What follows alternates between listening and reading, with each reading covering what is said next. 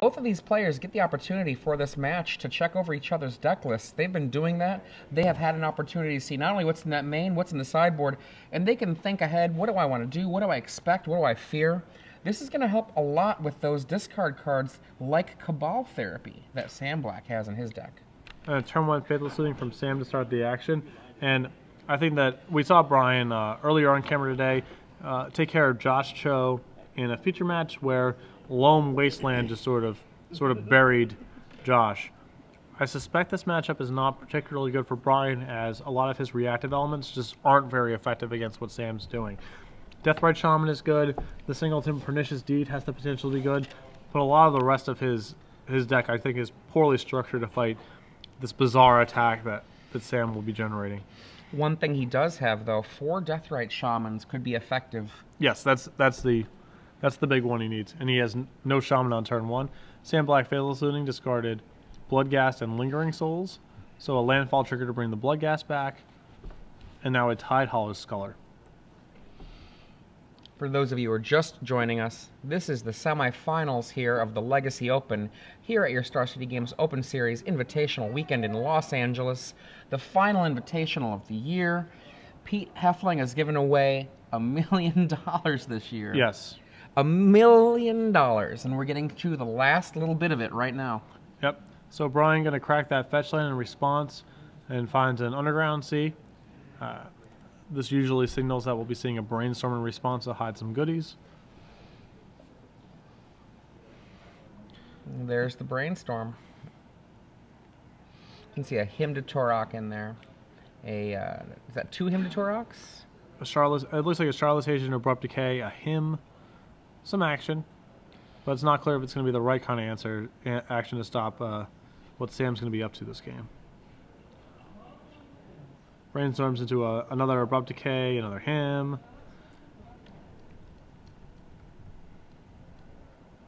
So I would assume that we want to hide at least one of these Abrupt Decays, so we can just untap and kill the Sculler if we're feeling like it. One of the things that's kind of cool about many of the decks we've seen this weekend, I haven't seen very many Hymns until recently, and it looks like Hymn might be back. Yeah, well, it's awesome, and certainly in bug control mirrors, it's quite good. It's also just a good thing to have in your deck once you have Charlotte's Agent, because you're almost certainly happy to flip that over to your Charlotte's Agent. A lot of the trick in deck building is making sure that whatever you're going to be flipping over to your Charlotte's Agent is going to be non-conditional value, and Hymn definitely fits that. I mean, if we looked at Bloodbraid Elf into Blightning, Shardless Agent into Hymn, that feels actually even better, yes, despite no haste and no damage. So we're looking at a hand of Abrupt Decay, Charlotte's Agent, Hymn to Torak, a second Abrupt Decay, and Liliana of the Veil, along with a Polluted Delta and a Forest. This is early enough in the game that it's going to take 2 more turns before the Shardless Agent will be able to come into effect for the game. What do you take here? I kind of like... Gosh. The only card that makes sense to me to take here is Hymn. Yeah. Because it's the only thing that cuts off any angle. You can't get rid of Abrupt Decay. So, okay. Sam's playing for the long game.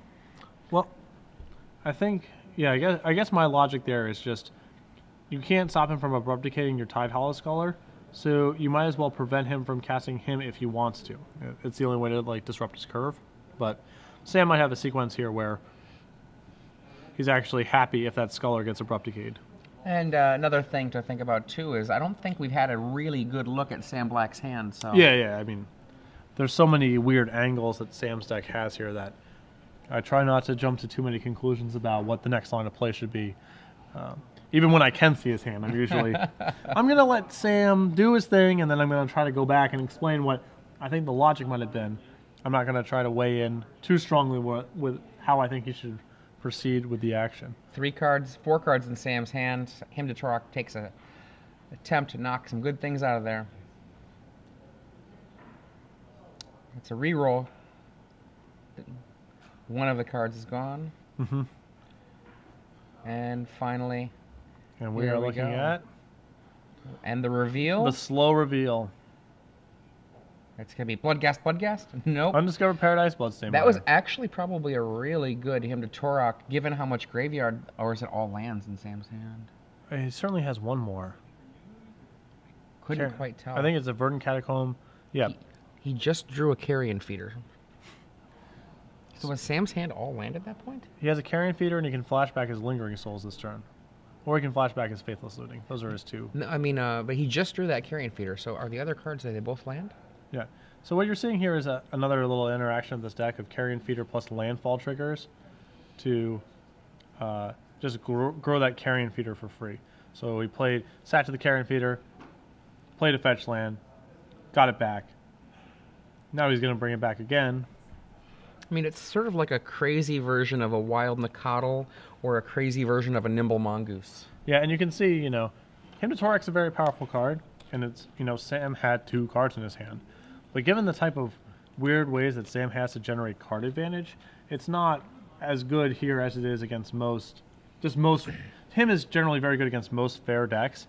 Sam's deck is sort of fair insofar as it's not combo killing you or overly disrupting you, but he has a lot of resilience to sort of these non-interactive 2-for-1s. A lot of the reason he does, too, is that so much of his deck works out of the grave, in the same way that Hymn to Torak often doesn't do very much against Dredge, unless you get super-duper lucky. Sam's deck resilient here against Hymn to Torak. Not as frightening to consider hemming as Dredge would be. And this board you're seeing right now is very common of Sam, and this is why I was mentioning that I thought the 1 copy of Pernicious Deed was potentially very valuable for Brian to have, because it would do a lot of work in sweeping up this board of Sam's knuckleheads. Every time that I've watched Sam Black's deck play out, I've been very impressed by the way it interacts with other players, the quickness of its clock. I think that if you're looking for a new deck to play, get yourself a Walking Dead deck together and start playing it. See what you can do. So, third mana passes the turn. Abrupt Decays are in hand. Did we just draw? Is that a Tragic Slip? Can't quite tell. I know he has 1 main deck slip in this deck. We see all of the creatures come on in. I assume we're going to see an Abrupt Decay here on a Tide Hollow Scholar. Maybe we might have to kill the Carrion Feeder. The Carrion Feeder is a big clock. I mean, if he hits that Tide Hollow Scholar, he gets his card back, but at the cost of only 1 life saved, because Sam will be able to sacrifice the Scholar to his Carrion Feeder. Yeah, I mean, he has this hand of him and a bunch of targeted 1-for-1 removal, and it's just very hard for him to actually do anything that productive. Sam does indeed sacrifice to make his Carrion Feeder a little bit bigger. Back to the hand comes the Shardless Agent that Tide Hollow Scholar was holding in its grip. Yep, and that should be 8 points there that came across. And you see Sam discard. Oh my god, he's discarding a Gravecrawler and a Bloodghast. Gets back and we're just sort of going off here. Oh, look at that. Now, when Sam hit Brian's hand earlier, I believe he saw both Abrupt Decays. Yep. The Scholars are back, and so is the Gravecrawler. Jeez, look at that in play. Now we need Pernicious Deed, and then we still need help after that. I mean, a Pernicious Deed, actually, he's still dead on a deed. No, he falls to 2, and then the Gravecrawler gets recast, and then he almost certainly dies the next turn. Does he? Isn't he? If he's at 6 right now, isn't that 6 power otherwise? Well, he could play a land here, indeed, I think, is the thing. Oh, yeah, there we go, the Gravecrawler. But even that doesn't really do very much. Yeah, you're right, it's 2. I was misseeing that Gravecrawler as another Bloodghast. Yeah. And this is exactly the type of way I expect Sam's deck to play out in this matchup. We're going to see Charlotte's Agent here. He's like, well, what am I going to get? Oh, there's the deed. One-up deed. Look at him shake his head there. That's it. Okay. 1 game down. And that was quite convincing. That was pretty impressive. I mean, I keep seeing Sam's deck do this. Now, Sam has won that first game. We've got a game that we play with our viewers at home every round in these top 8s, and that is the Star City Games premium giveaway that we do with our trivia challenge. Now, the way that this works is pretty simple. At home, what you want to do is you're going to have a trivia question posed to you. This round, it's going to be by Patrick Sullivan, my friend over here. And if you know the answer, tweet it. with the hashtag SCG Premium. Amongst all of the answers that are correct, one person will be selected to win 6 free months of Star City Game Premium at random. You need to make sure you have that hashtag SCG Premium. We'll be doing the same kind of giveaway in the finals, but giving away a full year. So, trivia question, what do you got for us, Patrick? I've been discussing at length. I think this matchup's, like I've said, quite bad for Brian. I just discussed at length. He has a couple cards that seem meaningful. He has 4 copies of Deathrite Shaman, and then he has 1 copy of a certain gold enchantment from Apocalypse. Hashtag SCG Premium with the answer of that gold enchantment that could help mitigate some of the boards that Sam builds up. Yeah. And a random person will be drawn for 6 free months of Star City Games Premium. Yeah, so Patrick's question, what gold Apocalypse card is the card that we want, or that we would imagine that Brian Ruble wants to see in this matchup? Seems like the most important card he has in his deck. Absolutely. Now we're going to go to the sideboarding. Sideboarding for this matchup, looking at Brian Ruble's sideboard, good lord, he's got some anti-graveyard cards, 2 Nile Spellbombs. Yep. Now, when I look at Golgari Charm in his sideboard, I always want to believe it's like Rakdos Charm. I want to believe it's going to hit a graveyard, but no. No, the Golgari in this case are not going to nuke a graveyard. They want to cultivate a graveyard. So the Golgari Charm, -1/-1 to all creatures. Does that do anything relevant? I mean, it does in the... If you saw the stats on Sam's creatures, you'd be like, yeah, he's got a bunch of 2/1s and the Carrion Feeder, so it kind of works. But in practice, no. All the creatures that this card actually kills have some way of recurring themselves or protecting themselves from -1/-1 effect. There is some argument that since it has some utility against some of Sam's draws and it can blow up a Goblin Bombardment, that maybe he's supposed to bring it in, but it's not going to be as impressive as you would imagine Golgari Charm to be against a deck with a bunch of 2/1s in it. I think that the Golgari Charms, the way that they might be chosen by Brian if they come in, is if he decides, you know what, I've only got these cards, let's say 3-4 cards to bring in, and I'm taking out 7. Okay, well, let's put in Golgari Charm. Get your chance in. Sure. And Sam, well, other than the Nile Spellbombs, gosh, I mean, I almost wonder if you want to have Inquisition of Kozilek or Thoughtseize, just to take one of those critical cards like a Carrion Feeder, which does not have the recursion ability. Yeah, I mean, there are definitely cards, Carrion Feeder, Thoughtseize, Tide Hollow Scholar, that you would like to tag with discard, but so many of Sam's cards are either... You know, they either have flashback or they operate out of the graveyard somehow. That it's, you know, this is the problem with trying to find Sam's deck with conventional removal like this, is nearly everything doesn't quite work the right way. Yep. It has a little bit of utility, certainly, but it doesn't do enough to justify bringing in. Now, you might think that the Submerge would be an excellent card to bring in against Sam's deck, since Sam does have Bayou to activate the Deathrite Shaman, but there's only 1 Bayou in the deck, and Sam doesn't have to search for it, nor do I imagine he's going to be wanting to find a little bit of life gain, so... Yeah, and I also suspect a way that Sam may want to sideboard for this matchup, he has a copy of Perish in his deck.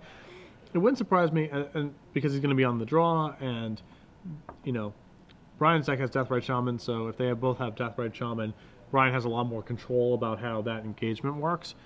Then he might actually just cut his Deathrite Shamans and bring in his 1 copy of Perish among other sideboard cards. Tarmogoyf's a big blocker, and between that and Deathrite Shaman, you might be able to maybe even a 2-for-1 or possibly even better out of that 1 Perish. Also present in Sam's sideboard, 3 copies of Dark Confidant. They just seem excellent in these against any sort of control matchup. Python Needle seems very good to me against... potentially against his suite of Planeswalkers. He has Zealous Persecution, Leyline of the Void, Surgical Extraction. It's possible he wants the 1 Oblivion Ring, again as another answer to Planeswalkers. 2 Go for the Throat's really only good against... I guess it's mostly for Tarmogoyf he would want to hear, but Tarmogoyf is, again, not a card he really even has to go out of his way to answer. A single Meekstone, probably don't want to hear, and a single Dark Blast, again, not at its best. So yeah, I do suspect, like if I was in Sam's position, I would probably cut the Deathrite Shamans rather, for probably the 3 Confidants, the Perish, and then maybe cut something like a Goblin Bombardment to get an Oblivion Ring in the deck as well. And maybe cut the tragic slip for Pything Needle, something along those lines. But I would want the Confidants. I would probably want the Perish, and I don't think I would want Deathrite Shaman in my deck. But as I've said multiple times while covering this deck, I am no expert, so right. I'm happy to just sort of speculate, but certainly not insist on what I think absolutely. Sam's path should be here. I mean, one of the things to think about with this deck is that, as we've talked about this weekend, Legacy is a format that rewards knowledge of what has happened with a deck in a particular matchup. And I don't know about you, I've watched Walking Dead played. I have not played it, so it is a lot of conjecture on my part as well. We have a one game in the other match. Bug Delver, in the hands of Jack Fogel, has won the first game versus Joe Nozeki with Esper Blade. Yep. And that's a matchup we used to see. There was definitely a time where Bug against Esper Blade a couple of years back, where those were two of the most important decks in the format. Yeah. I remember the Open that I top 8'd in Los Angeles a couple of years back, not the most recent one, but the one prior to that. I played against Esper Blade and Bug multiple times throughout that tournament. You can see on the screen there Sam Black consulting Brian Ruble's deck list while he sideboards. And one of the things that these invitationals, these opens, these events that we broadcast, they all have in common is that the players get full access to each other's deck lists in the elimination rounds of the event. And I, for one, think this is a really good call for Star City Games to be doing this. It just really helps keep things like someone with, let's say more friends who are scouting or anything like that from having an undue advantage. Or just someone with a smartphone against someone who doesn't have a smartphone. Yeah, and someone in the top 8 or shooting for top 8, they might say to themselves, you know what, I really am not excited about talking about my deck at all, or having you see it on camera and be resistant in a way. Well, if everyone gets the information at the end, not such a big deal. Yep. And something I really enjoy watching Sam sideboard, because what he does is he shuffles all 15 and he just goes card by card and pulls out the ones he doesn't like. So when he's getting towards the end of the line, where at first you're obviously pulling out your obvious cards, and then as you get towards the end of the line there, you're really seeing your whole deck and you're looking at everything. So instead of having your mind made up ahead of time on how you're planning on sideboarding the matchup, you're sort of seeing your whole deck panned out the whole way through. And so the last couple ins and outs, and especially with Sam's deck where, I'm speculating there's some cards he could want and I'm not sure what he would really want to cut for them, you sort of get a more complete view on how your deck is going to look. Looking at Sam there, you can see his Simic emblem on his jacket lapel. I believe Sam Black is the second highest rated Planeswalker wearing the Simic emblem. Martin Juza is the unofficial Simic guild leader. Sure. I lost my pin from Grand Prix San Jose, unfortunately. And I'm sure those things are actually going to be quite expensive in very little time, so hopefully I can dig mine up. If you have not declared your allegiance to a guild, I'm a proud member of the Boros Legion, in case there is any question. Simic all the way. Amusingly, we have no representation here from any of the black guilds between us, so it's just Simic on my side, and I was actually expecting you to be a little Rakdosy, maybe Gruely. Nah, I'm down with a little Law and Order. Fair enough, I buy that. I mean, personality-wise, it fits you. Yeah. If you're just joining us, I'm Adrian Sullivan here in the booth with Patrick Sullivan. It's the Star City Games Open Series here, featuring the Invitational. The Invitational is in the books. Reed Duke. The repeated phrase this weekend has been well-deserved. Yeah, well-deserved, Reed Duke. And now we are on to the Legacy portion. This is the semifinals, second game. There have been 55 matches, 55 rounds, I should say, of Magic that have happened in the major events this weekend. 56 will be the next round where one of these players will be in the finals. Yeah, and so I don't know. Maybe we can get some word from our spotter, but something hilarious must have gone on over there. Down with a little Law and Order and down with a Goblin Legionnaire. So that's awesome. They were comparing who knew digits of pi. 3.14159265 done. Yeah, and Sam Black demolished him. I am unsurprised. I bet you that's a game he's played before. Yeah. Game in quotes, right? It's not really a game. Deathrite Shaman on turn 1 for Brian. A very good card in this matchup. Turn 1 for Sam Black is Thoughtseize. Yep. And Deathrite Shaman means Sam has to take a slightly slower pace to getting his graveyard action online. He has to try to overwhelm the Shaman or wait until Brian is tapped out to start doing some of his action here. Look at those wild cards. Owls, whatever Goyfs are.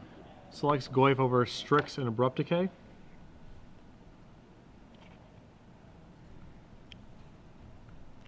And so now I assume we're gonna be busting out the Strix here.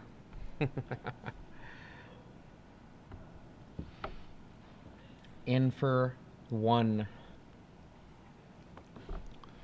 Sam falling to 17. Cracking a Misty Rainforest. And we're going to see, I believe, a totally free, on the house, Baleful Strix. Just a free 1/1 Death Touch flyer. Baleful Strix is a card that at the last Invitational, I was so impressed with it in the black-blue deck that AJ Soccer piloted in Legacy that I bought for that very day. Yep. No, it was as long as the format's not too fast or too dishonest. This is a very sweet card, particularly in control mirrors. Help you can chain planeswalkers a little bit. Trade with Goyfs. The Goyf trading was just nuts. I believe he just drew a Strix off his Strix. Oh. No, it was a Charlotte's Agent. Even more free stuff. Oh, man. I really do like these cards. I forget which is the is it Plane Chase? Plane Chase, I believe. Plane Chase.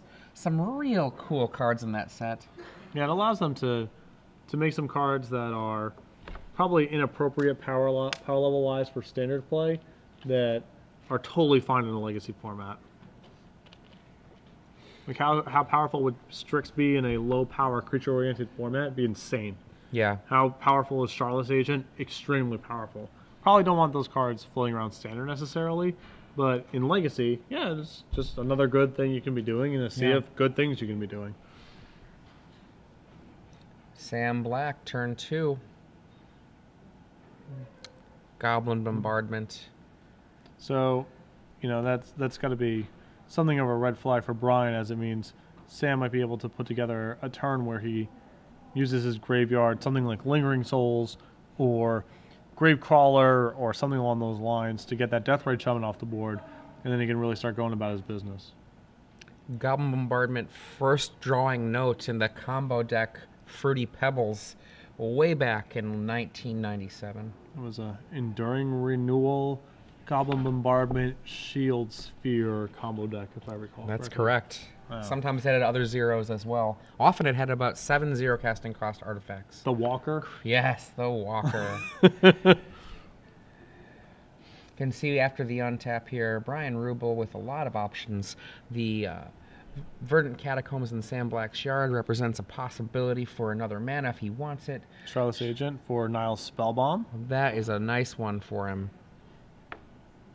Yeah, and Sam just, it's going to be, I think Brian was contemplating this turn if he just wanted to abrupt decay that Goblin Bombardment straight away to, you know, potentially protect his Deathrite Shaman.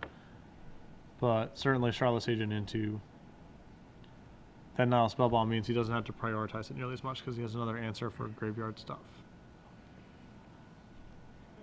Remember to follow us on Twitter at SCG Live. Looks like Sam has a Bloodghast plus a fetch land, which is going to allow him to do some mowing down this turn. He could get rid of the Strix and the Deathrite Shaman if he was feeling so inclined. I guess Brian can always respond. Oh, okay, Carrion Feeder. Carrion Feeder. Fetch land. Passes the turn back. Brian Ruble untaps. He's got at least one land in his hand. Looks like he brought in a Golgari Charm. And this is a pretty good spot for it, as he can get rid of one Carrion Feeder if he was feeling like it. He can also blow up that Goblin Bombardment.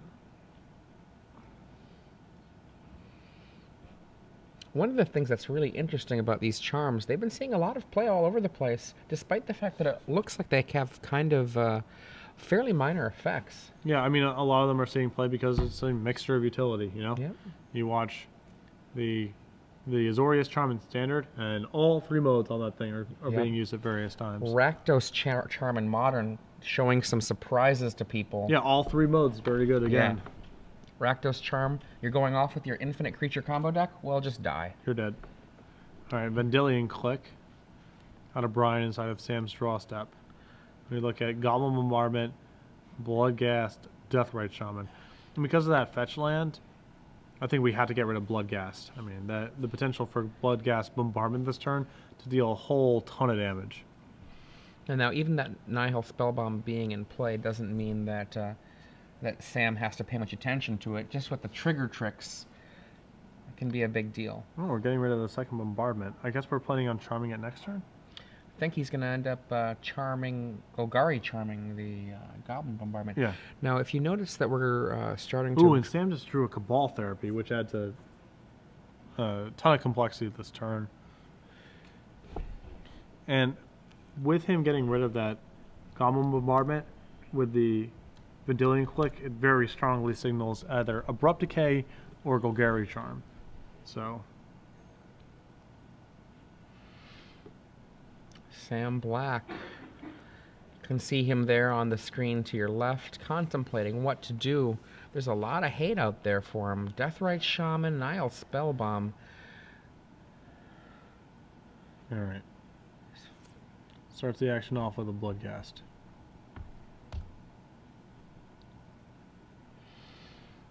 If you're just joining us, I'm Adrian Sullivan here with Patrick Sullivan, watching Howdy. Game 2. Sam Black versus Brian Ruble. One of these players will be our finalist in this Open Series Legacy event. 2 Carrion Feeders are in. Since you can't block, you might as well attack. I assume we will be sacrificing our Bloodghast here.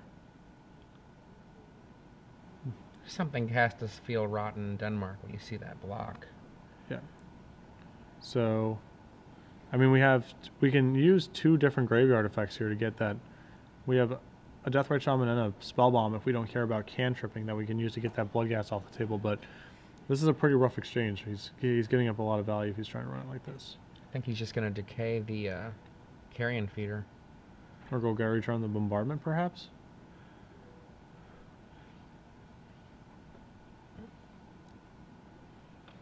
Let's find out.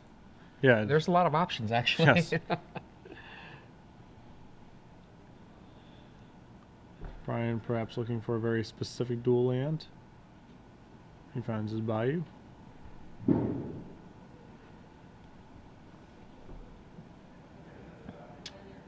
He's going to Abrupt Decay the Carrion Feeder. Okay. Wants to keep his Shaman around for the long haul. Not so bad for Sam necessarily now, though he can shoot down the click, or he can start getting, you know, the Bloodghast landfall triggers plus his Bombardment and really start wearing down Brian's board. Yeah, like a thing to think about here is we're talking in some ways as though Brian Ruble is trying to hold Sam Black back, but Sam Black's life total is rapidly diminishing. Yep, but I think he's going to make some very large inroads on Brian's board this turn. He's going to try to Nihil Spellbomb in response, and this feels like a misstep on Brian's part because Sam can simply sacrifice his land in response to get another landfall trigger and allows him to bring back his Bloodghast. Okay, wait a second though. I don't think that. My bad. It's been a long weekend. That response there is just fine for bringing everything back to the Bloodghast. Yep. For half a second there, I thought that it was in response to the sacrifice, but no, it is not. Yep. So now the Spellbomb resolves, and now Bloodghast is in play. And now he's going to finish off the Deathrite Shaman. And now there are no graveyard effects in play for Brian Ruble anymore. So now Sam is going to go search up another dual land, get back his Bloodghast. I assume we're going to shoot down the Vendilion Click here. I mean, that is a flying lightning bolt every turn. Yep. And Sam's really starting to stabilize this board, you know? So he's just got to be conscious of his life total here and let Bloodghast, you know, Bloodghast turns all of his lands into very good draws, and then most of his spells are very good here too, so. Sam Black's first real tournament finish was with a deck that was a Goblin Bombardment Goblin deck So we're gonna, for the car tournament at Worlds one year. All right, Goblin, we missed with our Cabal Therapy. He shows that he has Golgari Charm, which I assume will be enough to compel us to get out of that, to flash back the therapy and get that charm, because Sam is leaning very heavily on this Goblin Bombardment to stabilize the board. Deathrite Shaman of Sam's own. The question of killing that Vendilion Click can be held on to for another day. I don't think that Sam's afraid of a card like Giant Growth. He's seen Brian Ruble's deck list. Grabs it now. Just to be on the safe side.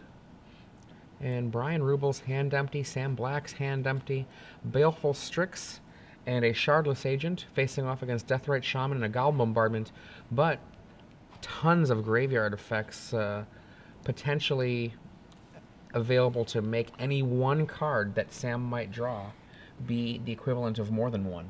Yep. And, all right, Abrupt again, the Bombardment. That was a strong off the top. But I mean, that was definitely a good draw for Brian, but that Deathrite Shaman gives Sam quite a bit of cushion, and he's in the sweet spot of land's not bad because it lets him get it back. His Bloodghast and a spell is a spell. I mean, Brian Ruble's dealing 3 a turn, but if Sam wants to, he could gain 2 a turn. Yep. So I think we just picked up a Faithless Looting there, and I'm not sure if we're willing to just mill ourselves for 2, or if, you know, we're going to save that for a spot where we actually have a hand. Sam thinking it over. There are numerous flashback cards that he could draw that might be useful, but he's going to hang on just to see if he can get more value out of it. Yeah, he's not playing Dredge. And did we just turn over a Jace there? I didn't see what the color was. And again, Brian Ruble coming in for 3.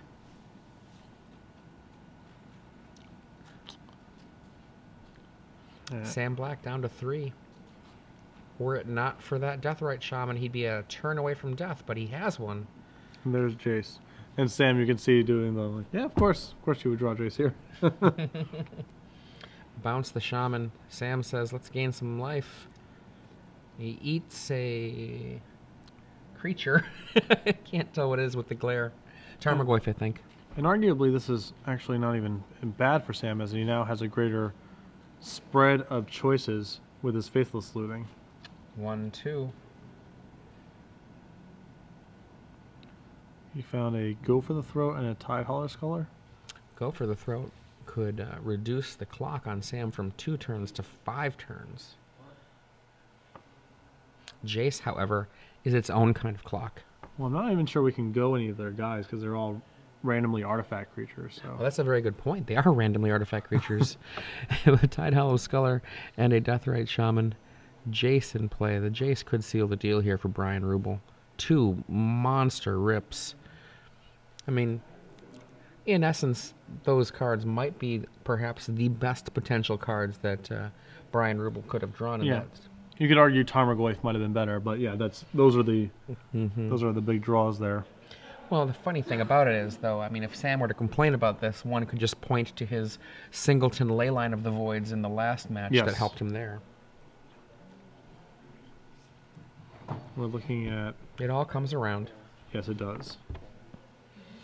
Wasteland and Baleful Strix. I think that was a Baleful Strix.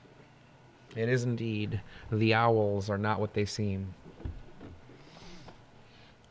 So I guess Brian trying to figure out if his land is more valuable to, you know, basically is it worth the Wasteland here? I think with that Faithless Looting in the graveyard, he definitely should use it because Sam has use for as much mana as possible. Now, if you have been looking, or if you're Brian Ruble, you would know that with the Undiscovered Paradise in the yard for Sam and that Bayou in play, that is the only green activation that Sam has left in his deck for his Deathrite Shaman. And he's going to hold back with the Starless Agent to protect his chase. And the Strix knocks Sam down to 4. Sam does have a Faithless looting in the graveyard. I'm a little bit surprised we weren't willing to use our Wasteland there. Thoughtseize land and... And Sam's doing a little dance with his cards. Can't quite see. Goodbye Thoughtseize. Goodbye land. I think he might have another land in hand. The Bloodghast is in the yard. Is that correct? Is that... Yes. Okay. Crash. Down comes the land. Out comes the Bloodghast. Crack again. Sam goes to 3.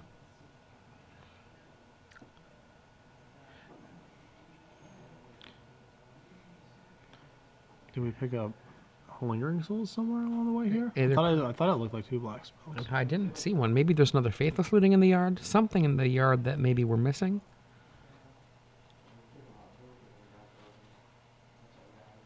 It was a Grave Crawler. Grave Crawler. There we go. Now this leaves Sam with the Bayou open to be able to drain Brian Ruble's life. And Sam is still keeping his head above water here. I mean, he can... Deathbright Shaman can sustain the, trade the life back that Sam's losing on the Baleful Strix hits. And then he can actually build up a board where he can start attacking Chase. I mean, Bloodghast Gravecrawler is a great board to start attacking into Brian's board because you can just get those guys right back. Looks like a Croson Grip from Brian Ruble has been drawn. I thought I saw a Thrun. There is one in the sideboard. I could be wrong about that. Looks like a Grip, a Strix, and...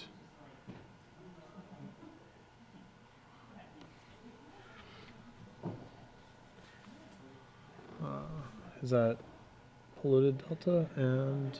Delta put into play. You can see 2 Strixes in the air. Baleful Strix number 1 comes on in, maybe with a friend.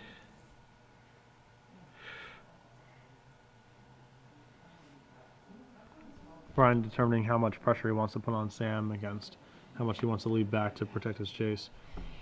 Attacking is a little rough right now because Sam just has that Deathbright Shaman. Brian's not really making any progress. Now, one of the reasons we're speaking a little bit more quietly, if you're noticing this back in listening to the broadcast, it's partly because we're in a huge convention center hall in the LA Convention Center.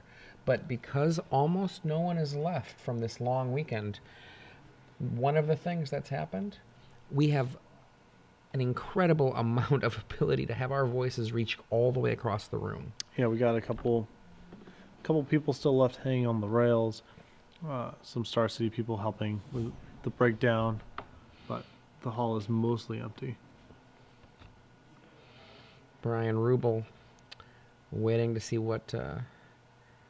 or waiting for Sam to finish randomizing his deck before he continues with his play. I think we're going to see Strix, and then we're going to hold up Croson Grip to shoot down the Tidehollow Sculler in case Sam makes some sort of alpha strike.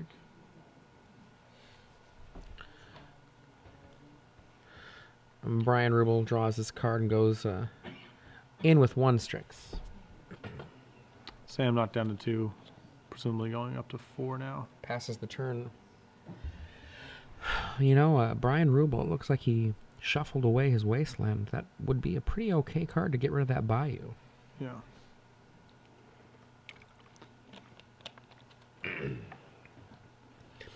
Since that turn where he got rid of the Wasteland, Sam has activated the Deathbright Shaman twice. Sam in with his 2 zombies. Pretty tough creatures to block here. Dead Strixes. Yep. And Sam just brings 1 back without any hesitation. Croson Grip on the Tidehollow Sculler. No responses. Split second doesn't let you. And Sam with a go for the throw in his hand. And it's been better. Yeah. It's been better. Well, it does kill Tarmogoyf when it's out there, but... We're gonna unsummon the Death Ride Shaman. Go up to 6. Now, Sam has gained 6 life since Brian has let that Wasteland go. That'd be 0 life right now if Sam had no... And there is Thrun, the last troll. There are no other ones, just him. And now, having seen this card, I'm almost positive Sam is going to be bringing in his Parish now, if he hasn't already.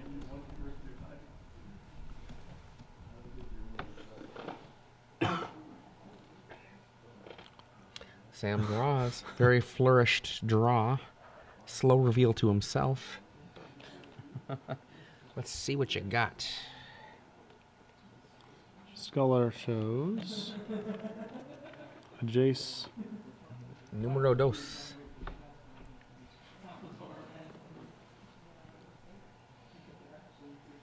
Deathrite Shaman. I believe Sam is dead here if Brian pulls the trigger on it. Yeah, I mean, he could say, for example, use his Jace to unsummon the Scholar, play a fresh Jace, unsummon the Deathrite Shaman, and then attack for lethal. Yep. All he's got to do is pull the trigger. Sam has 1 card in hand. And they saw Brian there look to the side for a second. He can't consult the deck list during the game. Yeah. Sam's list actually has basically 0 outs from this spot. And now it looks like Brian's going for it. Yeah, Brian making the play that's going to cause this game to end. Another unsummon, get rid of that. Boom, Gravecrawler. Does not do the blocking. Suspends Ancestral Vision for good measure. And now we are probably pretty safe to just attack.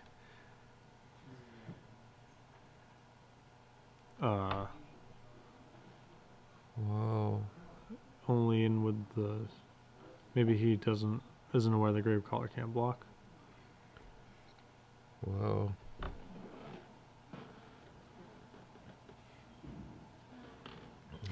And Sam will keep playing. If you're not going to kill him, he'll keep going.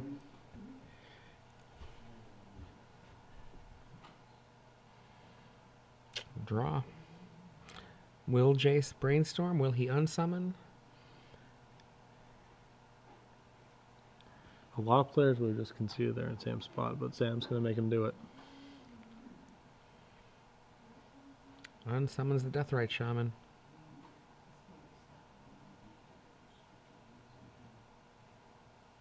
Sam down to 4 life.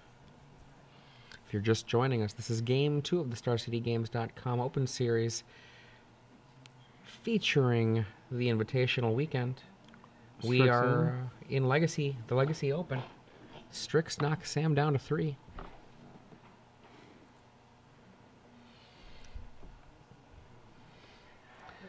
Sam. And Sam's in a position now where if he drew Lingering Souls here, he'd be right back in the game. Absolutely. And Sam lays another Gravecrawler. Looks like we've just drawn another... Is that an island? Just 2 lands in hand? Brainstorm into Goyf Jace. Yikes. Those are some monsters. Well, he might not have done it before, but I believe that after he drops some Goyfs, he's probably going to attack with that Thrun finally.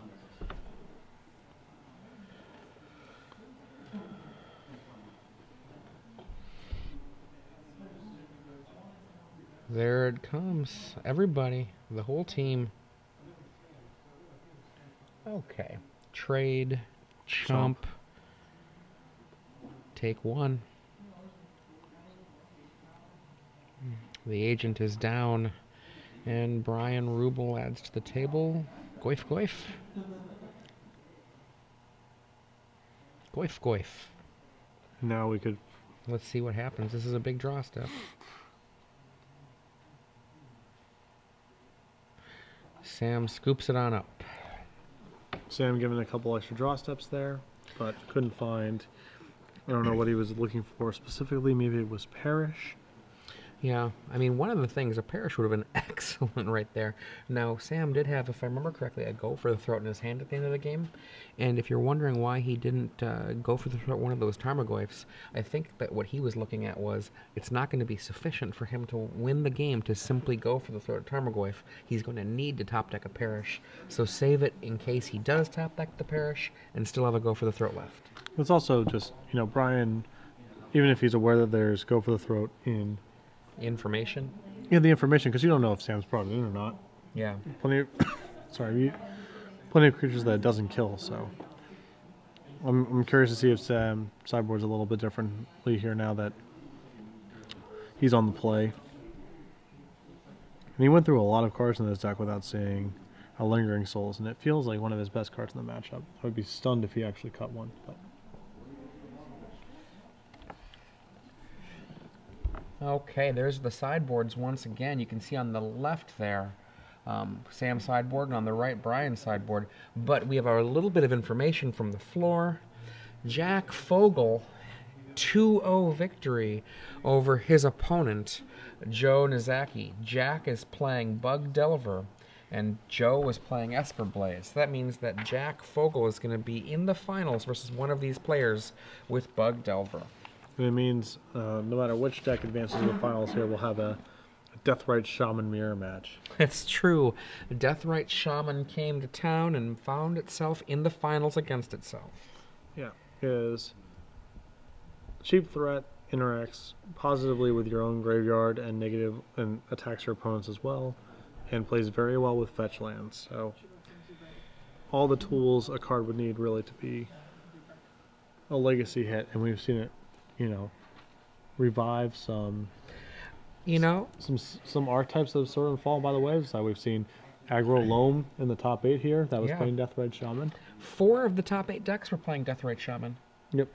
I know that at the Grand Prix Chicago, I made a black-green rock deck, and 4 Deathrite Shamans was a big part of why. Yep. So it's nice to see. Does not take a lot, really, for Legacy to have these big shakes, big tremors to the metagame. A part of it is you've got these hugely, hugely potent combinations that happen. Cards that in conjunction with each other kind of explode in quality to approaching infinity. And you see something like Vision Charm in the main deck of one of these top 8 players in the form of Andrew Shugart's Dreadstill list. And why Vision Charm? A card that's had play in the past but is basically pretty weak. Well, it serves as a 5th sort of stifle to get his Phyrexian Dreadnought into play. Now, is that card a card you would just jam into tons of decks? Not at all. Not at all. But as a strange combination card, Legacy has so many cards, you never know what's going to happen when you explode together with these crazy, crazy cards. I mean, look at what Goblins is. It's 15 years of just weird Goblins. It's not all from the same block or the same 2 blocks. It's from all over the place.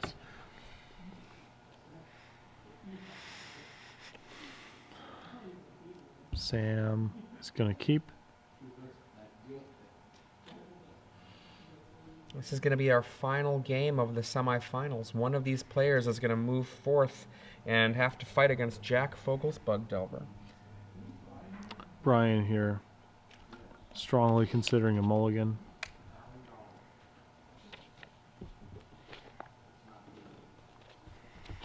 You see on next to Brian Ruble is David Zimmett, one of the Southern California area's finest judges. Excellent. And the game begins. Fetching a bad land. Sam Black and Gerard Fabiano are Badlands, Scrublands masters.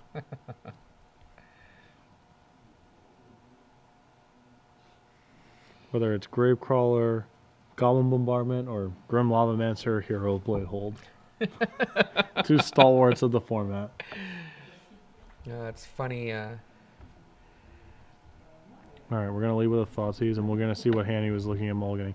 Golgari Charm, Tarmogoyf, Ancestral Visions, and 4 lands. My suspicion is we're going to be taking Ancestral Visions out of this hand, as Sam's deck is very good at playing an attrition game. Unless Sam is really soft to this Tarmogoyf, I think we were going to scoop that Visions. Because these games will not be particularly short if Brian's putting up resistance. That Ancestral will have time to fire. And boom. Sam takes it.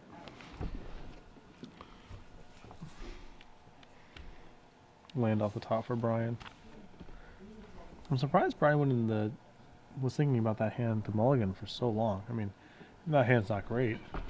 It could be that a single Thoughtseize might make it much weaker. And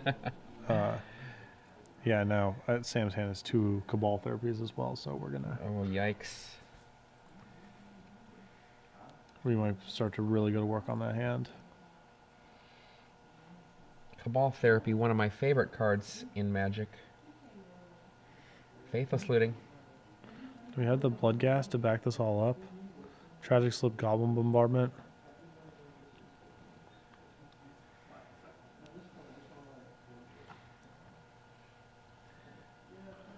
Carrion Feeder, and it doesn't look like he has any of his graveyard value cards here.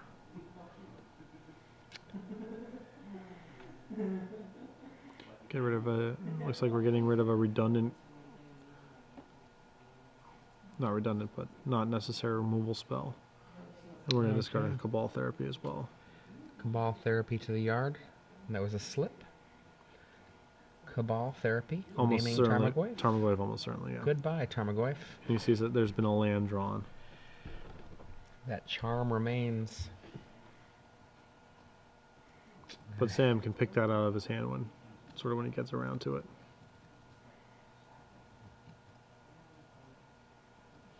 A Wasteland from Brian Ruble.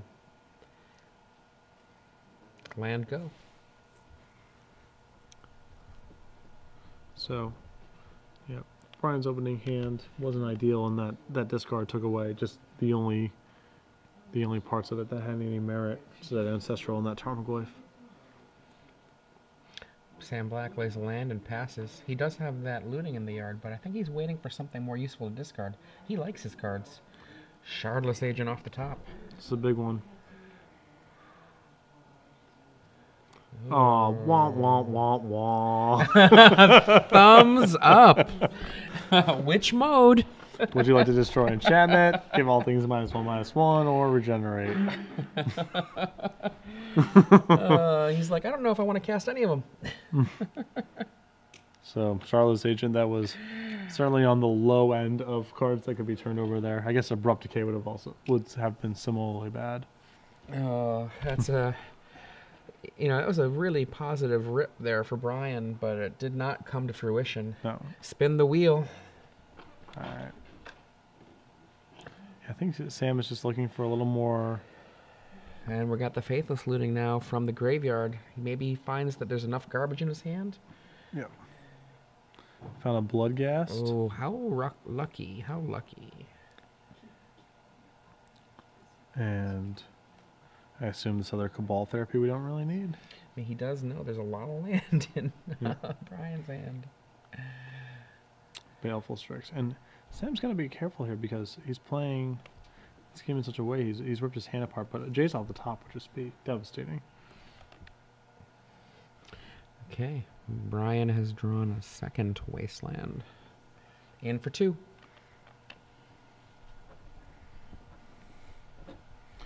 And will he start pulling the triggers? I think I would prefer to wait 1 turn on this Wasteland, so if you draw a cantrip, you can, brainstorm, and you could brainstorm and potentially cast Jason the same turn. Goodbye to the Scrubland. Bad Scrub. Those are the kinds of lands we see from Sam Black. Sam still not having found a land to trigger his Bloodghast. That was a rough. And there goes the Go for the Throat, staring down an army of artifact creatures. But there's Deathbright Shaman, and now Sam's going to have a lot more mana to work with. There's the card you were talking about. There's the Brainstorm. How's that fall in queue? Those of you who are looking for other prognostications can consult Patrick Sullivan's prognosticator services. No, it only counts if there's a Jason in this top 3. You know there's gonna be. If you're just joining us, I'm Adrian Sullivan here with Patrick Sullivan. We're watching the final game of this semifinal match. The final game of the semifinals. Yeah, there's an Ancestral Vendilion Click and Golgari Crozan Grip. It's really choking on a lot of this enchantment and artifact removal. That's not only is it just not, those aren't very good cards to draw, they're also causing problems with his cascades. Yeah, and one of the other things too is that they have to sit in his hand until there's a target, which means that they have to sit in his hand while Sam could tear them out. Yep.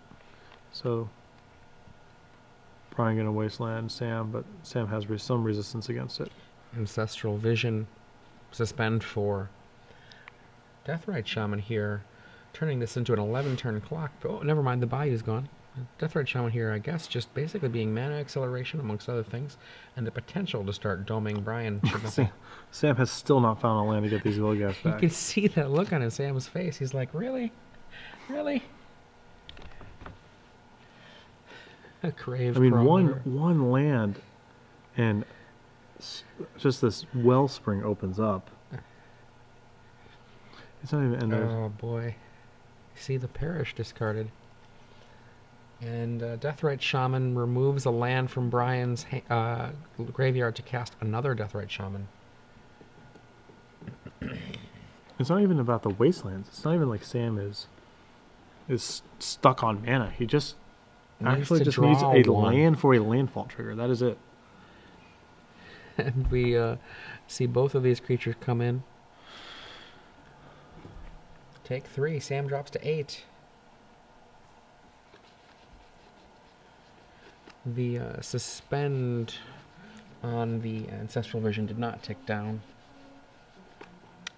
I believe that with the way that the rules currently work, that's the way it's going to stick. So we're looking at, again, no land off the top. A big risk here. I mean, Brian wants to get rid of that Goblin Bombardment because if Sam sticks it, he can have a huge turn, but there's a risk giving Sam a draw for a land. I mean that. Oh, he found it. And he has a Lingering Souls too, which provides so much blocking. I mean, I wouldn't have minded getting rid of that Lingering Souls if I'm going to get rid of something. Now we really start to boom claw back into this. Gets rid of the Golgari Charm, sees a Crozan Grip, and now you can see Sam springing into action. He knows that Crozan Grip doesn't matter. Now he can start turning this game around. I mean, we can cast a Lingering Souls, and then we have so much. Like, we have access to so much blocking now. We can cast our Gravecrawler over Graveyard and actually just start hitting. He's trying to decide if he wants to fetch again. Each one of these fetches is a very precious commodity. Yeah. He does decide, take the grip now just to get the maximum use out of this land. And to me, I believe this is some indicator of Brian having not sculpted his game plan correctly this game with the amount of enchantment and artifact he brought in. I mean, he's sitting on 2 disenchant that he can't cash in, and he clicks Sam and has to take a Goblin Bombardment out of the hand because he can't even afford the bombardment to be in play for 1 turn. Too much damage gets done.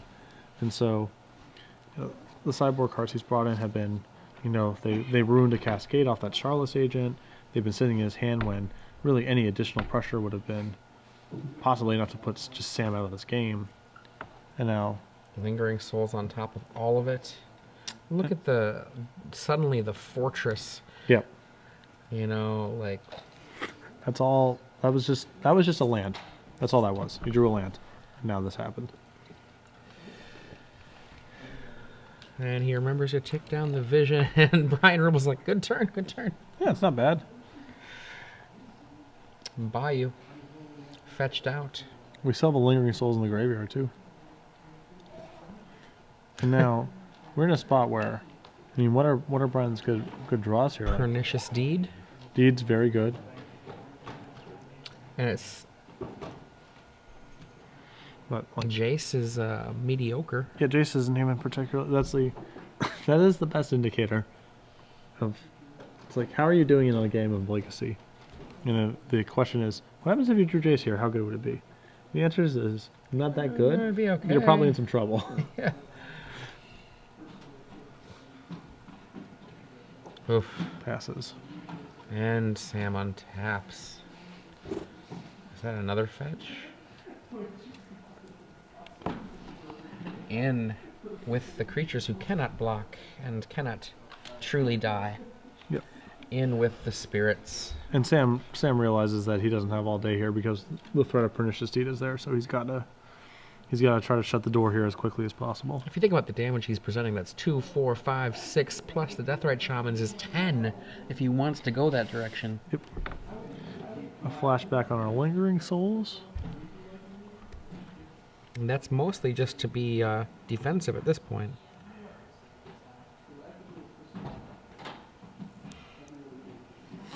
We're going to hold up our 2 Deathrite Shamans. And Sam passes the turn. Just drew a Starless Agent. And let's see, spin the wheel. Yeah. Abrupt Decay, which is okay, I guess. Probably going to tag one of these Deathrite Shamans. Take that. And he uses it to make a mana. And makes another mana, and I guess we're going to probably go for the throat. The Vendilion Click.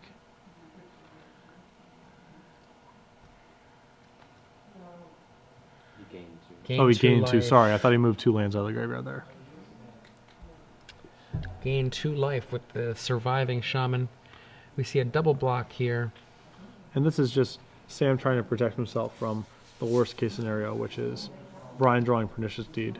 It just leaves Brian with less of a board if he makes that trade there. Yep. That Ancestral Vision would be at a 1 right now if it had not been for that Forgotten. And I mean, it's like, I think it's, if Brian draws a blank, he's very likely to die on Sam's next turn, which would be huge if that game ended with that Visions at 1 counter. Blocking has got to feel so gross right now if you're Brian Ruble. Yep. You're like, okay, a Blood Gas gets blocked and I kill it and all you have to do is lay a land and it comes back. I put my Baleful Strix in front of 1/4 of the Lingering Souls, I guess. That's, Brian Ruble is now bloodied, though. He goes to 10 life. Yep. Bloodied, that's just kind of a fun word that some people call it when you are at 10 life or less, so that cards like the Blood Gas can have haste. We're going to flash back our Faithless Looting.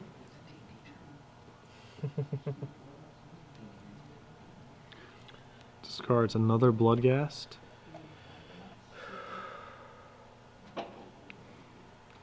And Bloodstained Mire. And there's a Delta, and they all come back. Boom, boom, boom. All the hits. Brian Ruble here. Running out of time.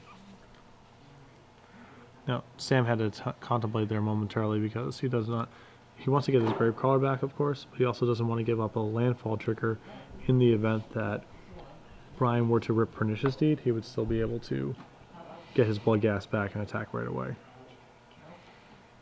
And down to 1, should be 0.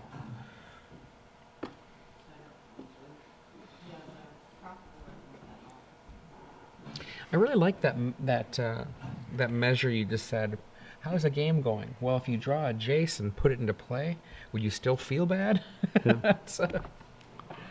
Although we still have Pernicious Deed here as a big draw. There's a Nile Spellbomb. A little late. A little late to the party. We're going to finally blow up Sam's graveyard. With many less than relevant cards in it. Yeah, Sam's... What's the damage already been done? Drawing a card.